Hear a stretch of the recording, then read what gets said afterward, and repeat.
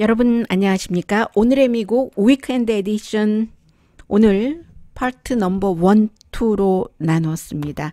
강희애 신입니다.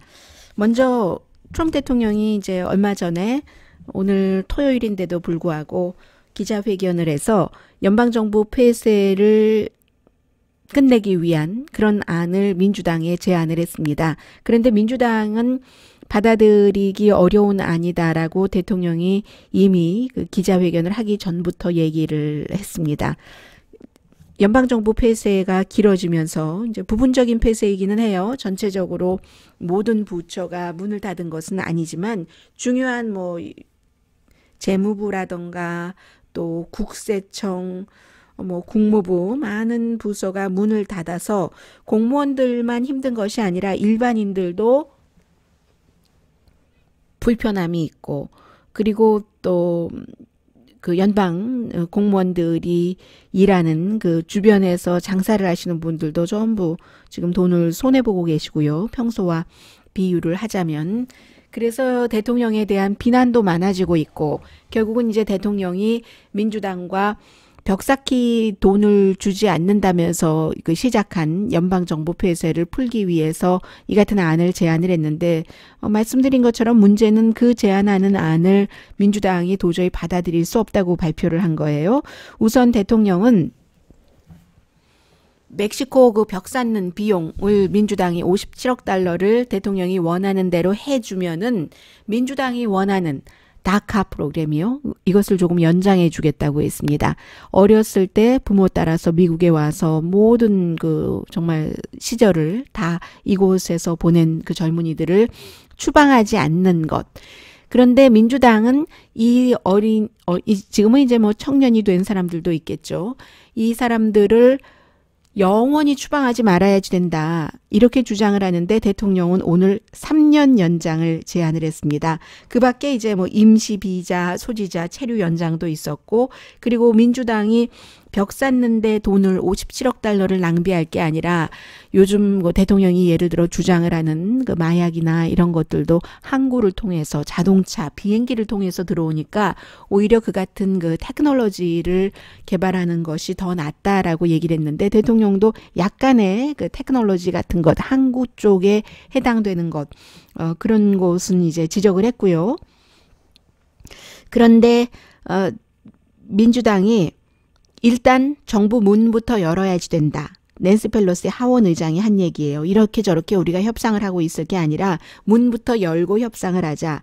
그리고 지금 대통령이 주장한 그 같은 안은 민주당도 마음에 들지 않지만 상원에서도 통과될 것 같지 않다라고 얘기를 했습니다. 글쎄요. 그래서 이 부분에 대해서 지금 휴일이니까 국민들의 의견이 여론이 어떻게 될지 알 수는 없는 일이지만 대통령도 이렇게 계속 가다가는 인기가 떨어지겠다 하는 것을 실감을 한 거죠. 너무 많은 사람들이 그 곤란을 겪고 있으니까요. 돈도 없고 돈도 안 주면서 일은 하라고 하고 또 저도 이미 이제 그 세금 보고하는 지난해 그 수입에 대한 여러 가지 그 서류를 받았는데 이렇게 되면은 세금 보고해야지 되거든요. 세금 보고를 하려면 국세청의 직원들도 나와서 그걸 받아줘야지 되고 또 그것을 또 리펀 받는 사람들도 많고 하는데 그런 모든 것들이 안 되고 또 FBI나 국토안보부 직원들도 돈 안 받고 일하고 있고 그런 모든 것들이 너무 그 곤란해지고 힘들어지니까 결국은 다보스 포럼 취소까지 다 여기 때문에 여기서 시작이 돼서 나온 겁니다. 그 대통령은 이제 그 하원 의장이에요. 민주당이니까요. 낸시 펠로시가 아니 국정연설이 2월 29일로 돼 있는데 지금 연방정부도 폐쇄됐는데 폐쇄된 연방정부에서 돈 안 받으면서 뭐 국토안보부라든가 이런 대통령을 경호하는 팀을 일하게 할 수도 없고 그러니 대통령은 연방정부 폐쇄를 풀고 의회에 와서 연설을 하시거나 아니면 서면으로 대신하셨으면 좋겠다 하고 낸시 펠로시 하원 의장이 제안을 했죠. 물론 그 제안의 뒤에는 대통령이 국정연설 내내 연방정부 폐쇄된 것이 민주당 책임이라고 얘기할까봐 이제 그런 것들이 더 신경이 쓰였을 수 있습니다. 그랬더니 대통령은 이 연방 하원 의장이 아프가니스탄, 브루셀, 또 이집트를 방문하려다 이런 방문 계획은 다 비밀이거든요. 누구랑 같이 가느냐, 언제 어디를 가서 얼만큼 머물고 누구를 만나느냐 다 비밀인데 대통령이 아예 공개를 해버리면서 또 거기 갈 때 9월 11일 사태 이후에 하원 의장도 미국의 정치 서열, 대통령, 부통령 다음에 넘버 3고 민간 비행기를 타지 못하도록 돼 있습니다. 그런데 대통령이 그것을 다 공개를 해버렸어요. 7일 동안 가는 거기 민간 비행기 타고 가라. 연방정부 폐쇄됐는데 무슨 군용기야. 군용기 안 내줄래. 이렇게 해버림으로 인해서 그 스케줄도 다 드러났고 또 군 비행기도 못 타게 돼 있고 그런데 커머셜 타고 가려면 가고 가려든지 말든지 했는데 커머셜을 타고 갈 수가 없어요. 법이 허락하지도 않고 굉장히 많은 그 불편함들이 있고 이 낸시 펠로시 일행이 불편하다는 게 아니라 만약에 그럴 리도 없지만 그렇게 커머셜을 타고 가면은 이 사람이 넘버 3 미국 정치인이기 때문에 모든 그 상업용 비행기에 자신들의 뭐 스케줄이라든가 보안 같은 것들이 다 그 얽히고 설켜 있거든요. 그래서 안 되는데 어쨌든 대통령이 그렇게 하라고 했고 낸시 펠로시 하원 의장이 할 수 없이 모든 것이 다 계획이 드러나고 해서 그 해외 순방을 연기를 했습니다.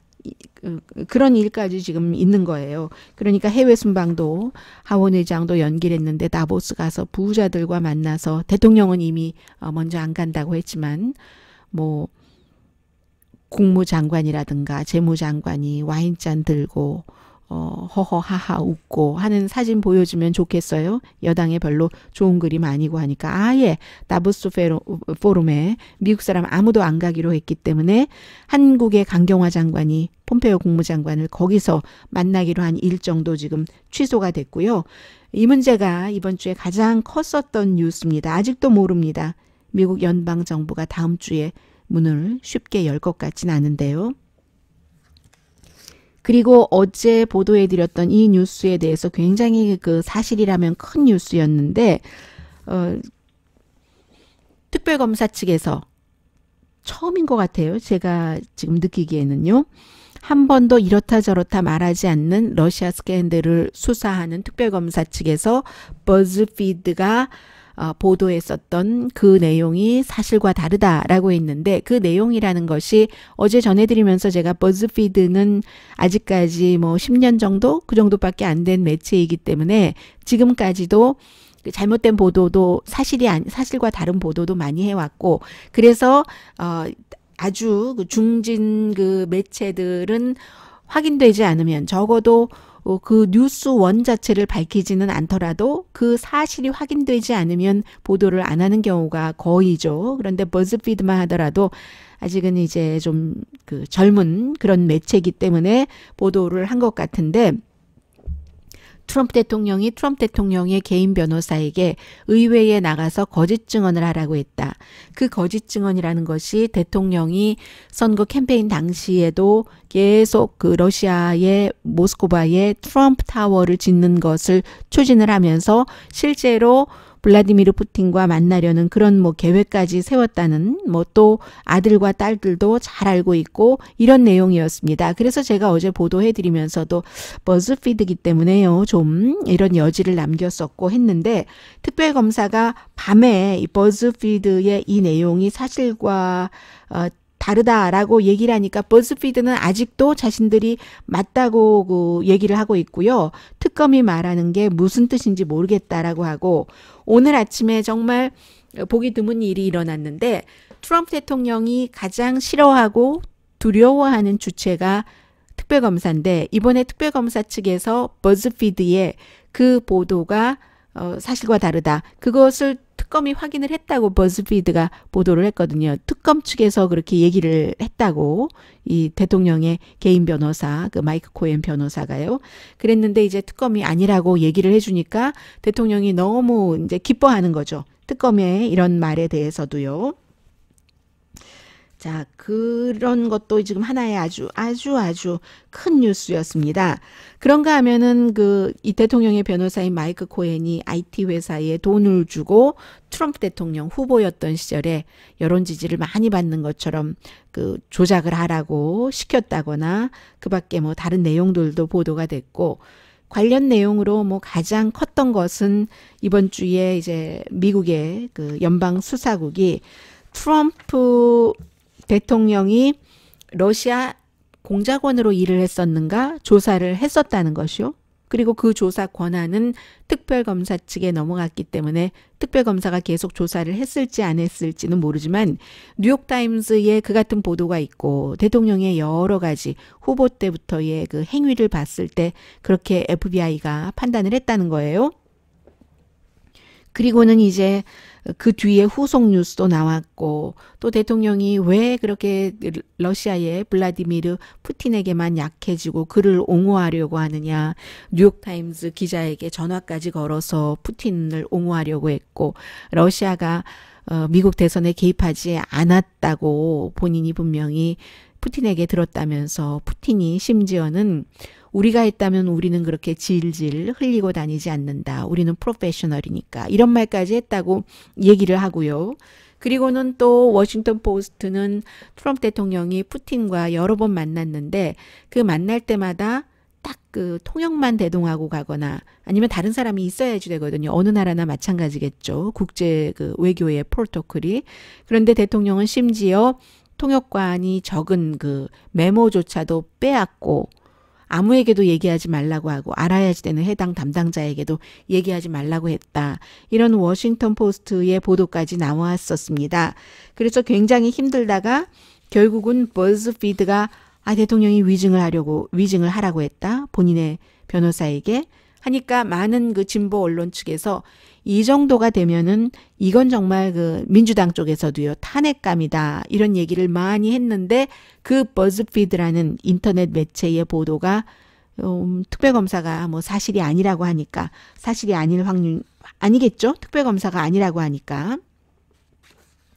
그래서 이제 조금 위태위태했었던 법무장관 인준 청문회도 조금 괜찮아졌습니다. 왜냐하면 인준 청문회를 치르는 이 법무장관 지명자도 대통령이 만약에 증인들을 거짓 증언을 하라고 했다면 그건 명백한 사법방해다라고 얘기를 했었기 때문에요. 명백한 사법방해야말로 탄핵의 가장 좋은 중요한 조건이죠. 그리고는 이번 주에 시리아에서의 철군은 뭐 기간도 이렇게 말했다가 저렇게 말했다가 대통령과 국가안보보좌관, 국무장관이 다 다른 얘기를 하기는 하는데 철군은 하는 것 같아요.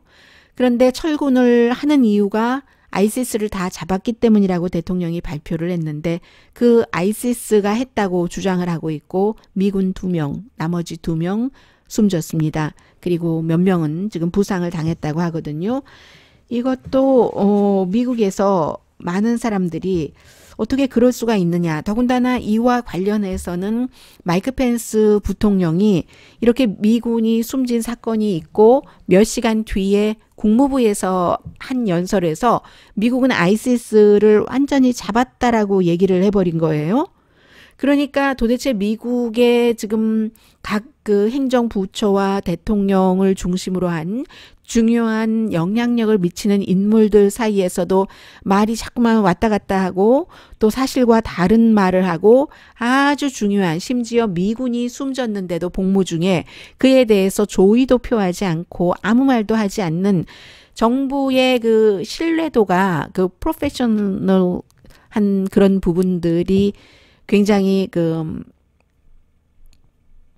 퇴색된다고 할까요? 원래 프로페셔널하게 정부 운영을 할 수 있었던 그런 구성원은 아니죠. 이 대통령 자체가 정치의 경험이 없었기 때문에. 그래서 많은 사람들이 정치인들 너도 해보고 너도 해봤지만 결국은 다 마찬가지더라. 차라리 경험 없는 당신이 해보시오 하고 표를 준 사람도 상당히 많은데 이제는 뭐 3년째 되니까 일관성이 없고 전문성이 없고 계획이 없고 받고 계획이 있다가도 대통령 마음에 따라서 다음날 바뀌고 몇 시간 뒤에 바뀌고 사실과 다른 말을 똑같은 말을 몇십 번이나 거짓을 말하고 이러는데 못 믿는 거예요. 그래서 어떤 사람들은 부통령에게 조금 기대를 할까 했는데 부통령도 이게 몇 시간 전에 미군이 복무 도중에 적에 의해서 숨졌어요. 그런데 거기에 대해서는 한마디도 안 하고 그 적이라는 적을 우리는 무찔렀다 하는 얘기를 국무부에서 183명이나 있는 외교관들 앞에서 할 때 이때 보통 사람들은 모르겠죠. 별로 관심도 없고 사느라고 바쁩니다. 모든 사람들이 다 이런 자세한 그 정치에 관심을 가져야지 되는 건 아니지만 아는 사람은 이건 정상이 아닌데 라고 생각을 하기가 쉽고요. 그래서 시리아 문제도 있고 지금 트럼프 대통령이 너무 복잡합니다. 앞서서 제가 먼저 위크엔드 에디션 그 북한 편에서 전해드렸지만 이런 모든 것들 때문에 트럼프 대통령은 그 어느 때보다도 북한 문제를 지금 김정은 위원장과 2차 정상회담을 해서 어떻게든 그 성공하는 모습으로 보이려는 의욕이 지금 굉장히 강한 거죠. 이제는 대통령의 지지 기반의 대통령 지지도 좀 눈에 보이게 흔들리기 시작했거든요. 예를 들어서 공화당이 전에는 90%를 지지했다면 지금 한 달 전에 했다면 지금은 83%. 같은 여론조사 기구가 한 달 전에도 했고 이번에도 한 겁니다. NPR, PBS, 마리스트가 함께 한 건데 백인 대학을 졸업하지 않은 남자들 사이에서도 지난주에 지지가 지난달에 56%에서 이달에 50%로 떨어졌거든요. 중요한 기반인 모금주의자들 지지도 떨어졌고 이런저런 것들을 트럼프 대통령이 생각을 해야지 되는 겁니다. 그래서 아마 이 그 중앙일보의 사설이 북한도 시간이 많지 않다. 트럼프 대통령 미래를 확신할 수 없으니까요. 그러니까 북한도 의미 있는 그런 양보안을 이번 회담에는 들고 나와야지 된다. 그렇게 사설을 썼는지 모르겠고요. 뭐 하나 잘 되고 있는 일들이 별로 없어요. 얼마 전까지만 하더라도 이제 그 세금 감면 효과도 있었고 했는데 세금 감면 효과는 이제는 다 끝나버린 것뿐만이 아니라 역효과로 나오니까요. 그 세금 감면을 부자라던가 큰 기업에 많이 해줬기 때문에 정부가 계속 적자가 나서 올해는 뭐 1조 훨씬 넘는 건 당연하고요. 그러니까 그 대통령 하면은 경제로 생각이 됐는데 그 경제도 제대로 되는 것 같지 않고 계속 주식시장은 출렁이고 있고 무역 같은 경우는 중국과 무역 전쟁을 한다는 것을 일부 민주당도 지지를 했는데 막상 미국은 손해를 많이 보고 있는데 중국은 전반적으로는 수출이 줄어들었는데도 미국에 대한 수출은 오히려 11.3%가 1년 전보다 늘어나서 미국의 과의 그 무역이 흑자가 500억 달러가 1년 사이에 오히려 늘어났다고 하잖아요. 게다 대고 이제 미국은 이 강한 달러 이런 역할도 있고 하기 때문에 이게 대통령으로서 쉽지 않아 보여요. 그런데 이제 그 연방준비제도 의장이요. 제이 파웰 의장 같은 경우는 아마 이미 그 이자율 올리는 것에 대해서 트럼프 대통령과 본인은 정치적으로 일하지 않겠다라고 얘기를 하면서 트럼프 대통령 쪽으로 가는 게 아닌가 하고 기대하는 사람들도 좀 많아 보이기는 하거든요.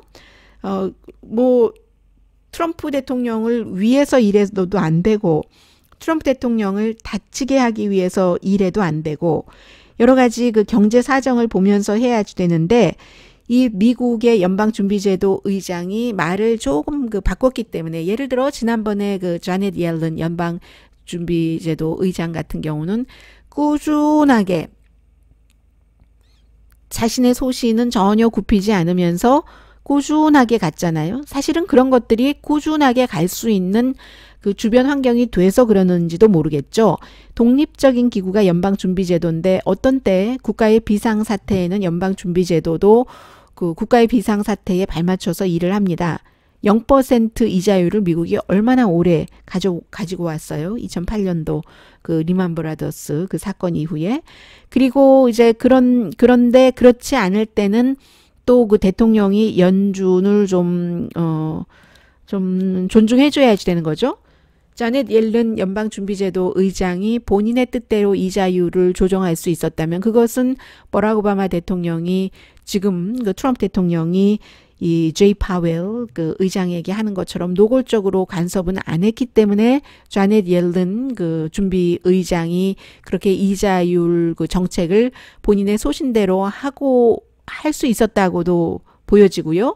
이번에는 제이 파웰 의장 같은 경우는 트럼프 대통령이 나는 그 사람이 하는 일에는 하나도 만족을 안 했다고 하고 아니 이 상황에 그 증권시장 나쁘게 왜 이자율을 올리냐고 하고 하는데 약간 이제 그 말을 바꾸잖아요. 이제 그 뭐 분위기 봐가면서 하겠다. 너무 가파르게 하지 않겠다 하니까 또 어떤 작용이 나오냐면 반작용이겠죠. 요즘에 미국의 그 주식시장에서는 제이 파웰 연방준비제도 의장보다 다른 사람들 말을 더 신뢰한다고 하거든요. 부의장이요. 부의장이거나 리치 클라리다죠. 아니면 뭐 좀 영향력이 있는 뉴욕 쪽에 그쪽에 이제 페드 프레지던트요. 뭐 존 윌리엄스입니다. 영화 음악가 존 윌리엄스 아니고요. 예, 그래서 이렇게 연준과도 대통령은 또 연준이 하는 일도 계속 봐야지 되고 미국 경제는 아무튼 별로예요. 예상이 그다지 좋지는 않습니다. 그리고는 이번 주에 그 미국의 여러 가지 분열상이 있는데 그 분열상 가운데서 특히 이제 부통령 부부가 너무나 그 강한 그 복음주의를 내세우기 때문에 정책이나 여러 가지 뭐 어디 가서 연설을 할 때도 그렇고 집에서도 그렇고 그렇기 때문에 이 케이트 펜스 부통령의 부인인 세컨 레이디가 워낙에 미술 그 가르치는 것을 좋아했던 사람이니까요. 인디아나주에서도 해서 지금 남편이 워싱턴에 있으니까 부통령으로 같이 이제 이쪽 지역에 있는데 가깝잖아요. 뭐 메릴랜드, 노스 버지니아주 다 가까우니까 그곳에서 일주일에 2번 미술을 가르치는데 그럴 권리 있다고 생각돼요. 그리고 또 개인적인 자신들의 종교 믿음도 충분히 그런 것을 따라서 생활을 할 권리가 있다고 생각을 합니다. 그런데 이제 그 세컨 레이디가 선택한 학교 자체가 크리스찬 스쿨인데 초등학교예요. 정말로 뭐 동성애자, 성전환자 이런 사람들에게 대해서 강하게 그 반대라고 또 선생님도 절대로 고용하지 않고요. 그게 이제 학교의 학칙이에요. 그냥 대강 이렇게 넘어가면서 하는 게 아니라 학교의 학칙입니다. 그리고 무슨 그 뭐 하루에 몇 번씩 기도를 해야 되고 뭐 그런 거 있잖아요. 기도하는 거 뭐 있고 이 기독교인들 가운데서 무슬림이 하루에 몇 번 기도한다고 비난하는 사람 굉장히 많은데 아무튼 이 학교는 그 학생들을 학교에 보내려고 할 때 뭐 기도도 꼭 의무사항이고 이런 모든 것들이 다 있는 그런 학교에 세컨 레이디가 선생님으로 간다 하니까 이게 조금 그 이슈가 되는 거고요. 사실 크리스천이나 주이시나 또 무슬림이나 동성애에 대해서는 비슷한 그 견해를 갖고 있기는 하죠. 비슷한 견해를 갖고 있지만 미국에서는 또 하나가 모든 개인 한 명이 되었건 두 명이 되었건 그 사람의 어떤 그 사람을 차별하면은 안 된다. 차별하면 편협한 거다 하는 것이 있는 거죠. 그래서 지난번에 캘리포니아주에서도 뭐 헌법을 바꿔서라도 동성애자의 권리를 보호를 해야지 된다. 뭐 이런 주장이 나왔었던 것이 그만큼 한 사람이라도 단 한 사람이라도 소수의 그것이 이제 성의 정체성이 됐던 어떤 생각에 대한 소수이건 그런 사람들을 그 사람들의 그 생각이나 성의 정체성 때문에 차별을 해서는 안 된다는 게 미국의 가장 중요한 이상인 겁니다. 그런데 부통령의 와이프가 이렇게 그 LGBT 뭐 이런 커뮤니티를 아주 대놓고 반대하는 그런 학교에 들어가서 교사를 한다. 이거는 그 문제가 아니라고 보기에는 문제가 조금 큰 거죠. 그래서 이것도 미국에서 굉장히 중요한 이슈였고 동성애자도 그렇지만 또 하나의 그 소수가 소수인종에 관한 이런 것들이 항상 그 이슈인데 이번에 그 아이오와주가 미국에서 제일 처음 선거가 치러지는 곳이죠. 이 아이오와주가 지역구인 공화당의 하원 의원이 뭔가 서로 기분 나빠서 의회에서 뭐 이렇게 하고 가다가 민주당의 멕시코계 그 하원 의원, 캘리포니아가 지역구인 의원에게 너 그냥 푸에르토리코나 가버려. 이렇게 얘기를 한 게 참 그 문제가 됐거든요. 문제가 됐고, 그래서 그것만 문제가 된 것이 아니라 나중에 사과했어요. 공화당 의원이 민주당 의원에게. 또 한 사람은 그 사람은 아이오와 같지 않아요. 제가 지금 말씀드리려고 하는 스티브 킹이라는 공화당의 구선 그 하원 의원이 아이오와가 지역구인데, 이 사람은 도대체 백인 우월주의가 뭐가 잘못된 거야?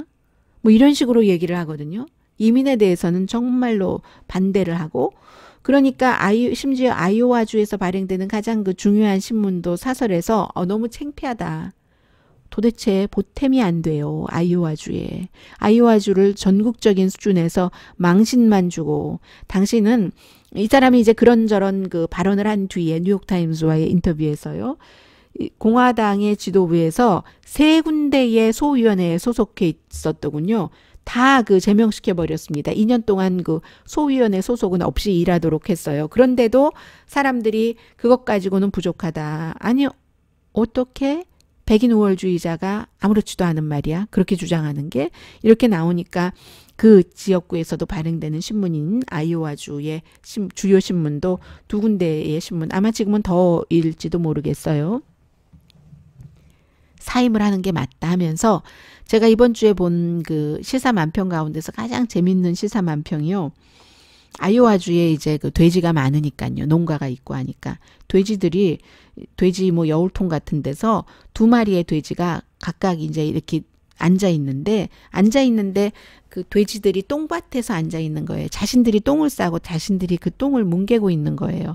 그런 그 시사만평이 있었는데, 그런 시사만평에 제가 지금 다시 한번 확인을 하고 있어요. 돼지들이 서로 그 대화를 하는데, 그 대화가 어떤 식이었냐면요. 뭐 시사만평이니까 아주 무슨 뭐 험하게 더럽게 보인다던가 그런 것은 아니었고, 귀여운 그런 모습이었는데요.